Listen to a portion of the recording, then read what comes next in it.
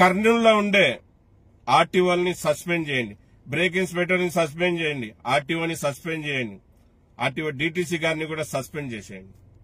కర్నూలులో ఎంతమంది అధికారులు ఉన్నారో వాళ్ళందరినీ సస్పెండ్ చేసేయండి. ఫస్ట్ ఆ పని చేయండి. ఎందుకంటే ఈ ట్రావెల్స్ మాఫియా నడచడానికి కారణం ఈ ఆర్టీఓ సంస్థ వాళ్ళే.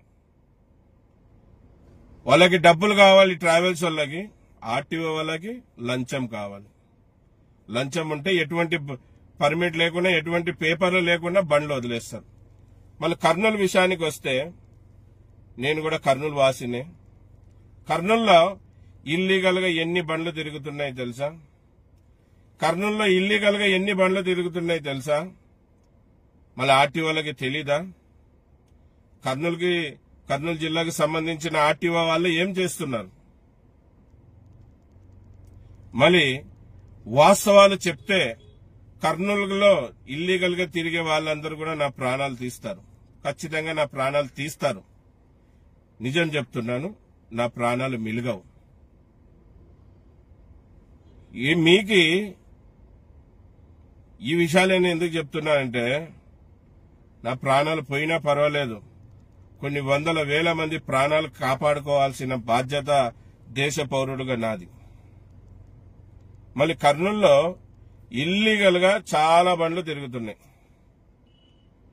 ఈ బండ్లు తిరగడంతో టాక్సీ డ్రైవర్లు ఎంత నష్టపోతున్నారు తెలుసా? ఇక్కడ కొద్దివరకు ప్రభుత్వాలు కూడా తప్పిదం ఉంది. ఏవేవో యాపులకి పర్మిషన్ ఇచ్చేస్తారు. ఆ యాపుల ద్వారా కూడా ఇటు ప్రజలకి సేఫ్టీ లేదు.